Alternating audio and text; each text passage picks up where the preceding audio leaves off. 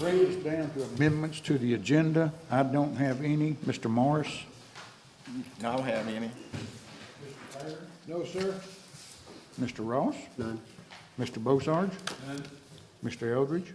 I got one, potential, expansion of a business in Pascagoula for executive session. Okay. Thanks, sir. Mr. Fulton?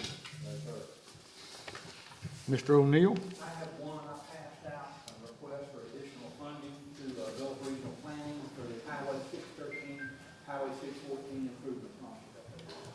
Thank you. Mr. 6 page under road manager. Okay. Mr. Calmer? I have one addition, another personnel matter to discuss. Or anyone else? Amendment to the agenda. All right, now, could I get an order approving the amendments to the agenda? Second. Have a motion by Mr. Taylor, a second by Mr. Morris. All those in favor say aye. Aye. Opposed, no. Up next is general public comments. Is there anyone here for general public comments? Come on up, please. Give us your name and address before we start. Hi, my name is Lori Massey. I'm the director of Mississippi Coast Crime Stoppers. I am a Jackson County resident, but Crime Stoppers covers 7 counties. You have already received information that we were requesting $5,000 to be included in the 2025-26 budget. On August the 10th, which was just last month, Crime Stoppers received an anonymous tip that a Jackson County fugitive wanted on grand larceny charges was at a Tunica casino. Made a few phone calls, sent the warrant from Jackson County, and thanks to that tip, he was taken into custody. The tipster will be paid, but most importantly, a fugitive is now off the streets because of Crime Stoppers and that tipster. Earlier this year, Crime Stoppers tip led to the arrest of a man who had skipped drug court for Jackson County. He was located all the way in Oregon. Again, Crime Stoppers made the difference. In both of these cases, fugitives wanted by the Jackson County Sheriff's Department were not in our area, but were still found and arrested. How much time, effort, and money did these anonymous tips save Jackson County? We've heard some municipalities say that traffic assessments provide our funding, and that is true. When one of your deputies stops someone in Jackson County for a moving violation, $2 of that $2 of that ticket after it's paid goes to the Crime Stopper program. That's about $60,000 a year to run our successful nonprofit, and we can't do it on $60,000.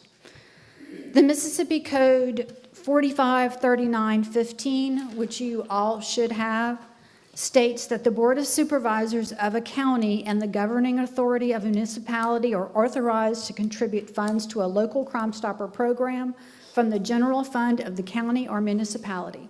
I won't go to the rest, but y'all can read that.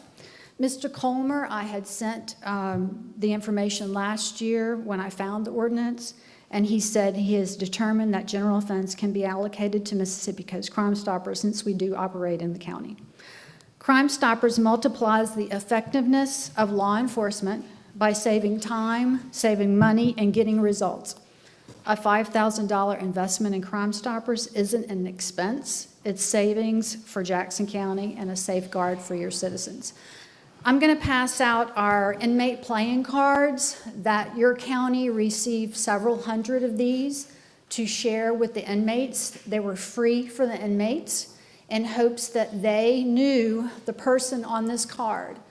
And Mr. Cumbus, I'm going to give you Tessie Tamores. Tessie was disappeared in December 27th of 2019. I'm sure everyone here has heard about Tessie's case.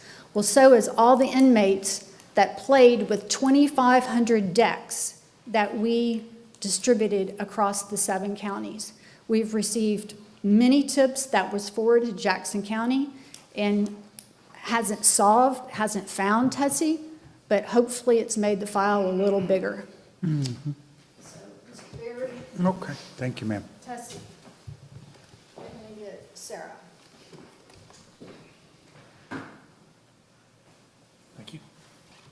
Thank you, thank you. Hang on.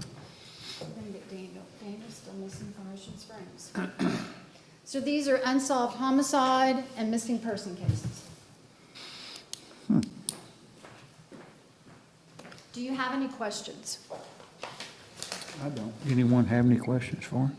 Okay. That statement, that's a fabulous organization you have there. Thank you very much. We appreciate the work you do. Thank you very much. In all my years in law enforcement, I can tell you that Crime Stoppers is a very instrumental tool in helping us obtain information for wanted criminals, wanted fugitives and stuff. So just their tip line alone, like Lori says, helps capture a lot of people who think they're going under the radar. Yeah, we use the same software system that U.S. Marshals, Air Force uses, so it's pretty amazing. I'm going to give you your time. That being said, I'll make a motion that we do distribute $5,000 to Crime Stoppers. It's well worth it for the return that you get. I think the sheriff would agree to that. Yeah. I second it because being a former neighborhood watch commander, Crime Stoppers came to a lot of my events that I was putting on in Marsborn. So it's a real help to the community. Thank you very much. And Well, that'll be in our fiscal year 26 budget that's coming up? Correct. We have a motion and a second. All those in favor say aye. Aye. And opposed, no. Very good. Thank you for your support. Thank you. Thank you. Take care. Anyone else for general public comments? If not, we'll move on to the consent agenda. Could I get a motion to accept the consent agenda as amended? I'll move. Mr. Taylor? I'll Second. Second by Mr. Morris. All those in favor say aye. Aye. And opposed, no. All right, that brings us down to consent agenda number 2, and I'm gonna have to recuse myself, Stephanie, for a second. Consent agenda number 2. Can I get a motion for consent agenda number 2? Mr. Bozard, second? Second. Mr. Taylor, not Taylor, but Ross. Any questions? All in favor, by signify by aye. Aye. Motion passed. No.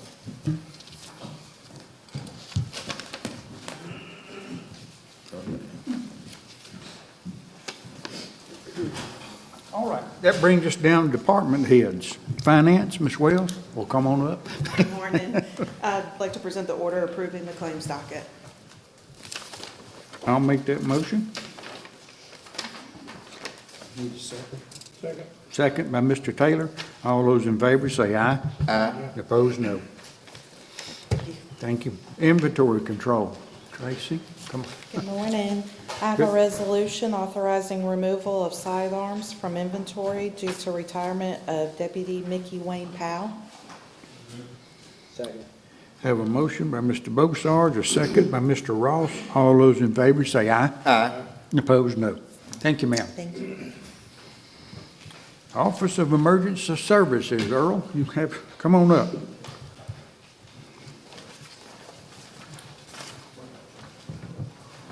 Morning, everybody. Good morning. We had the discussion on the contracts with the volunteers, and I believe Counselor was going to look into something about how we could end the contract or just let the contract expire, or we need to notify. I think that's where we left things. Is that not correct? I haven't done anything. I was gonna let the discussions go forward, and then Okay. we can, I didn't want to put the cart before the horse and do something that you were checking on. right. Your thought was to go through December 31?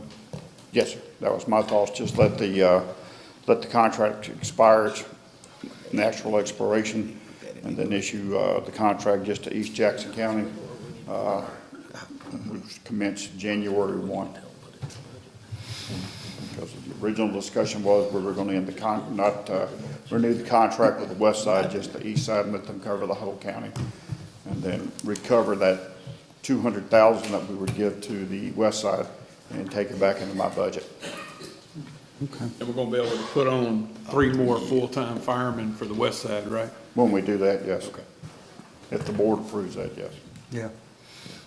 I don't think there's gonna be much to that, but let me take a look at it. We're gonna just let them expire. Renew the east side, Right, correct? yeah, the east side would cover the whole county, and they would still get their 200, but the west side would not. Okay, okay.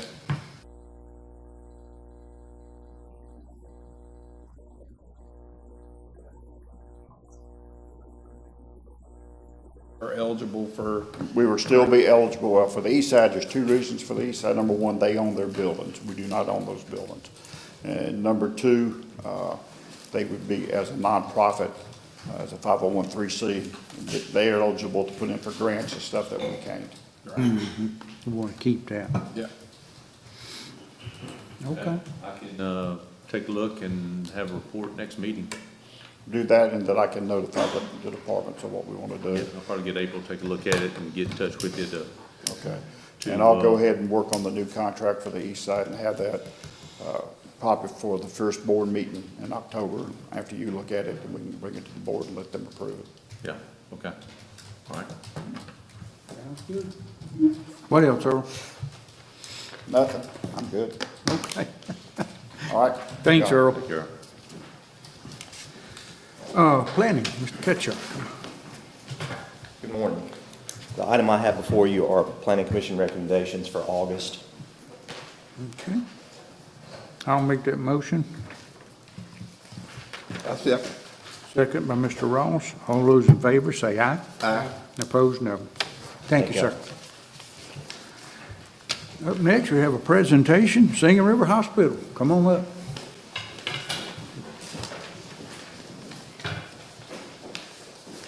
Good morning, gentlemen. How are y'all? Good, how are you? Excellent. So appreciate the opportunity once again to come present our operating and capital budgets.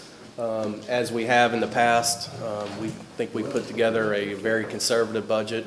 We continue, as always, to have headwinds out there, some we know that are coming, some that we we'll find out later with the federal government and some of the changes they're going to make. But again, we feel like we've got a conservative budget that we're going to present to you here today, and appreciate the support.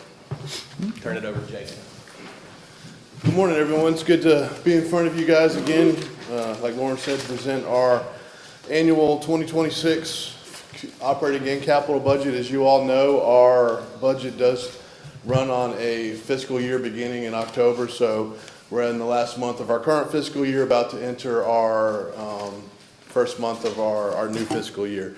So if you look on the third page, just some high-level budget assumptions for you all. On the operating revenue side, we are budgeting payer increases from the commercial payers and Medicare to be around $12 million.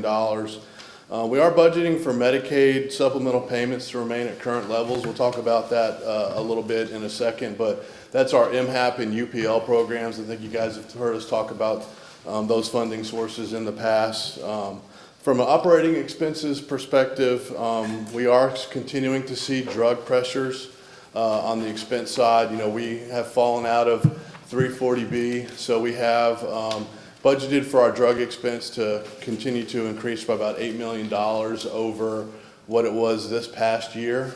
We do have some strategies that we're implementing, and we're hoping to be able to get back into the 340B program sometime next fiscal year. So we are hoping that that is a conservative number that we've put into the budget.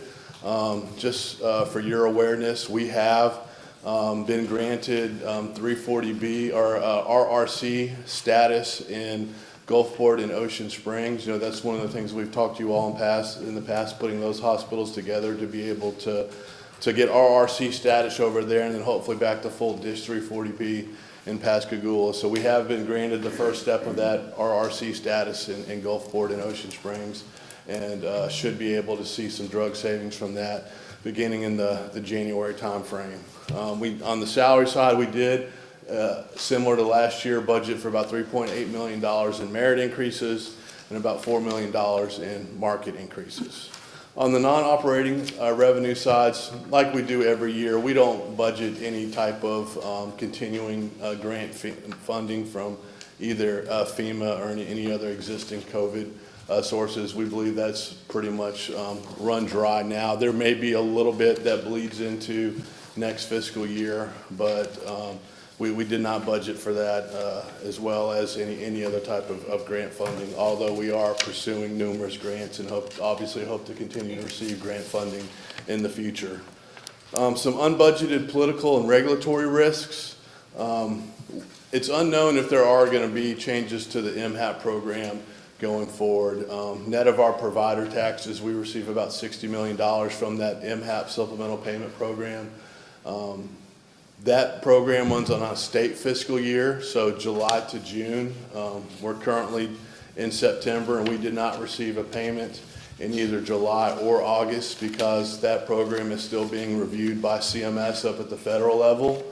We are optimistic that that program is going to be approved at similar levels to last year for at least this fiscal year. But until those payments or until that program is officially approved for CMS for another year, we won't be receiving payments.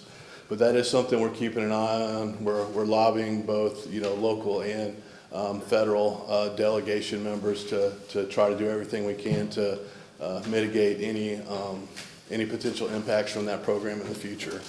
Same thing with 340B. There are always 340B changes being floated, especially at the federal level. There are some executive orders and other things floating around that could potentially decrease 340B drug reimbursement a couple years down the line. We don't expect anything for 2026, but again, these are things that we're keeping our eye on to try to, one, do some education to our legislators to try to curtail them from happening to begin with, but if not, implementing strategies to try to mitigate these things going forward. Lastly, there is a chance that premiums for exchange plans could be reduced or go away with some of the legislation that's been out of that. So to the extent that that happens, obviously, some folks will fall out of the exchange plans, and there's a potential to increase some bad debt from that perspective. But again, that's some things that we're keeping an eye on. If you turn to the next page, this is our 2026 operating budget. Just to orient you all, similar to the past few years when we've presented, we've got the 2024 results, the 25 budget, where we project to land out at the end of this current fiscal year, and then the budget for 2026. As you can see, we're budgeting for total operating revenues by almost $724 million. Have a little bit more deeper breakdown on what's driving that increase on the next slide. Same thing on the operating expense side. Everything is fairly similar. We are budgeting for those increased salaries and wages. Again, we'll have a slide coming up to break down the increases there. The other big thing, again, we did continue to budget for additional drug expense related to just inflation and the changes in 340B, which gives us total operating expenses budgeted a little over $655 million for an EBITDA of 68.6 or 9.5%, a net operating margin of a little under $20 million or 2.7%, and an excess margin of $28.9 million.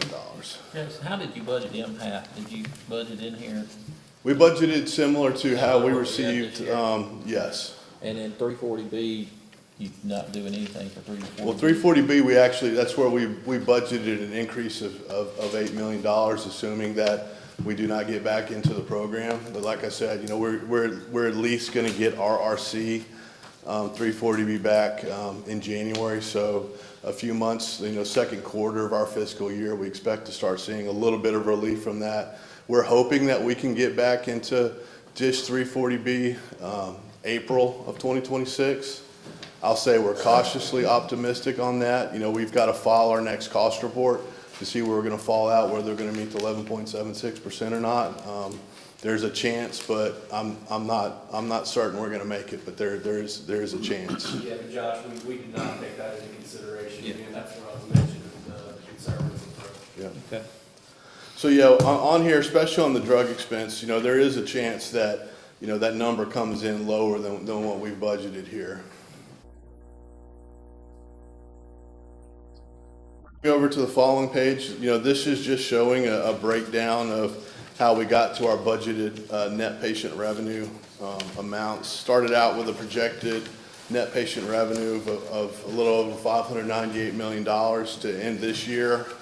The payer increases, we budgeted for about an average of 2% increase from the payers, which is a little under $12 million. Budgeted about $5.7 million for new physicians, and then a lot of the revenue cycle initiatives that we're taking on currently, another about $4.5 million to come up with a budgeted net patient revenue of $620 million, and then a total operating revenue of $724 million, which accounts with $103 million of other operating revenues, which is driven significantly by our specialty pharmacy program, which has really grown significantly over the past few years. You can see from 2024 to 2025, that program has almost doubled, going from 60 million to a little over 100 million. So we didn't budget a big increase year over year after that extremely large program, but we think we could be conservative there as well, as that pharmacy program is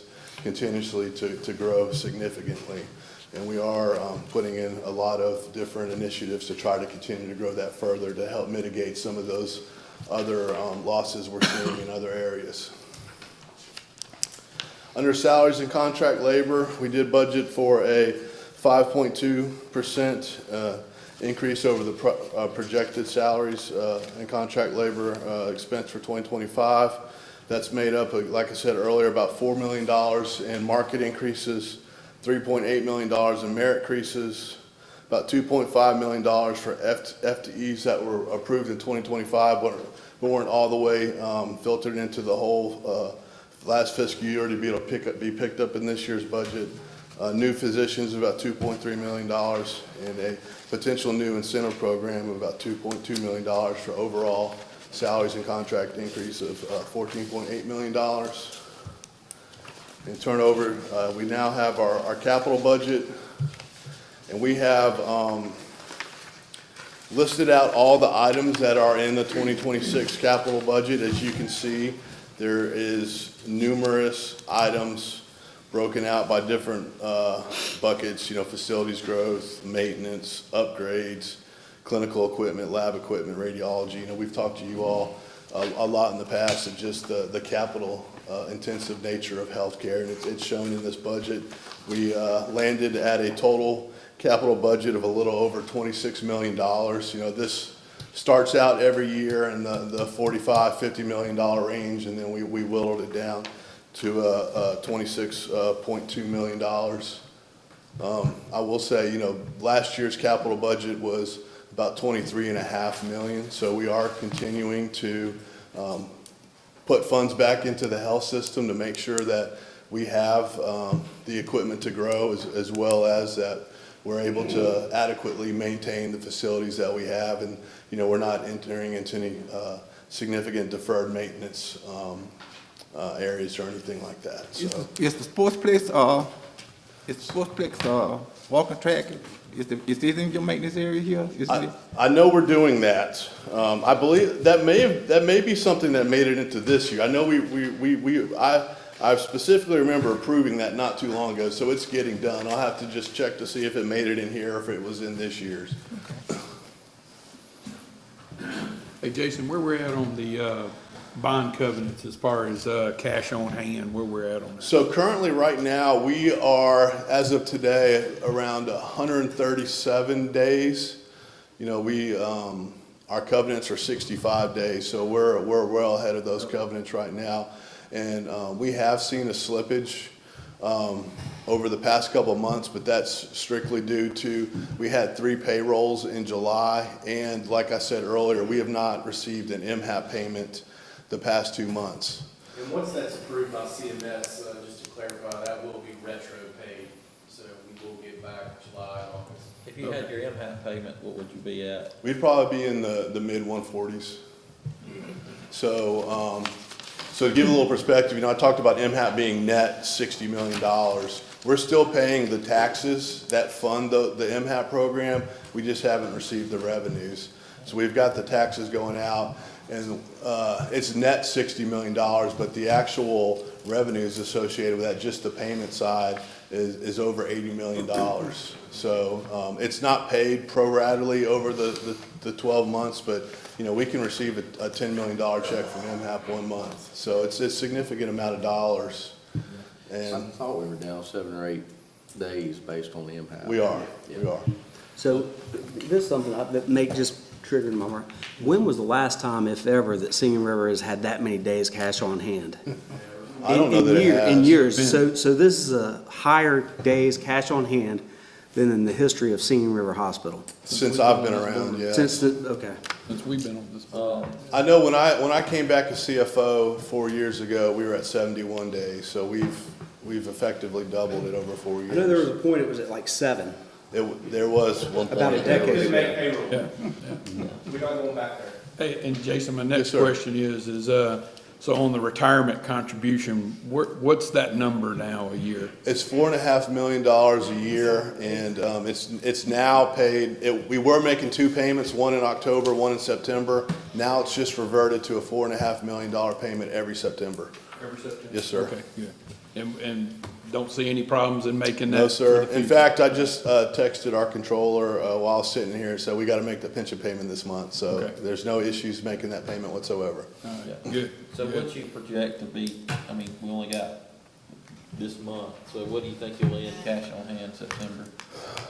And you don't know about MHAP? So assuming no MHAP, I would say somewhere between the 135, 140 range, somewhere in there. Now, if we get MHAP, we could be in that mid 140s again, just depending on the timing of those funds. Well, good. That's great. Okay.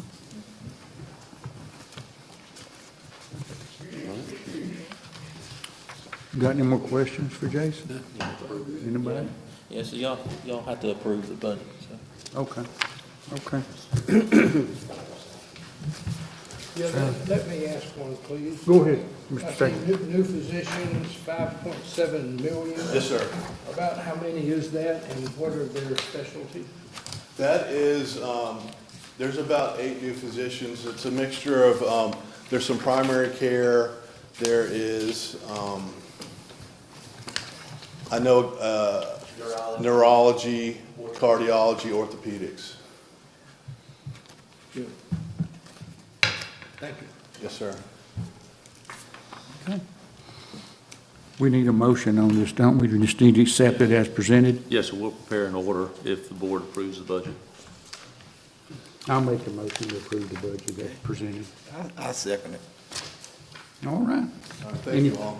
Thank you. Thank y'all. Doing a good job. I have a motion and a second. All those in favor say aye. Aye. Opposed, no. Thank y'all. Appreciate it. Action items. Mr. Fulton, what do we have? I don't have anything today. That was short. Yep. Thank you, sir. That brings us down to supervisor items. I have a resolution appointing Carol White to the Helena Utility District. Now I'll make that motion. I have a second by Mr. Ross. All those in favor say aye. Aye. And opposed, no. Mr. Morris, I believe you Thank have you. one. Thank you. I have a resolution to reappoint William Krebs to the Emergency Communication District E911, and I motion. I'll second. I have a second by Mr. Beausarge. All those in favor say aye. Aye. And opposed, no. All right, that brings us down to closed determination, see if there's enough evidence to stay in executive session. Yes, sir, Go Mr. ahead, Mr. Conlon. We have, I have 2 separate personnel issues to discuss with the board and a discussion regarding some strategic business decisions of Singing River Hospital. All right. And Josh, didn't you have one, Josh? Yes, did. but Jimmy gonna do it. No, that potential expansion of a business in Pascagoula.